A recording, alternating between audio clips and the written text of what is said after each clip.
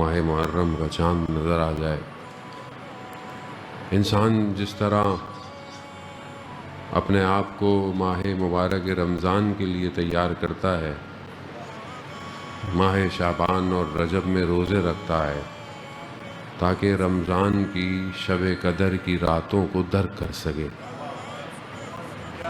اسی طرح انسان کو اپنے آپ کو تیار کرنا چاہیے کہ اس عشق کی داستان میں، اس عشق کے قلعے میں داخل ہو سکے جہاں پر سروں کی قیمت صرف خدا ہی طے کرتا ہے، صرف خدا طے کرتا ہے، جہاں بدن کٹ جاتے ہیں مگر مٹتے نہیں ہیں، جہاں خیمے جل جاتے ہیں مگر روشنی قیامت تک کے لیے اجاگر کر کے چلے جاتے ہیں، جہاں سینے تیروں سے جکڑ جاتے ہیں، جہاں بدن گھوڑوں کی ٹاپوں کو پامال کر دیتا ہے.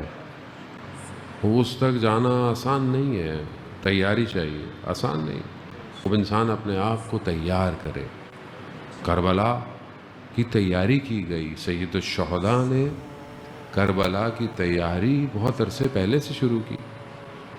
تہجد کی نمازوں میں علی اکبر کو مانگا ہے، حضرت علی نے خدا کی بارگاہ میں عباس کو مانگا ہے، جناب سیدہ نے حضرت زینب و کلثوم کی پرورش کی. کس کے لیے؟ کربلا. کربلا صرف چند دن کا واقعہ نہیں ہے. کربلا میں وہ آ رہا ہے کہ جو انبیاء کا وارث ہے. السلام علیک یا وارث آدم صفت اللہ. وارث آ رہا.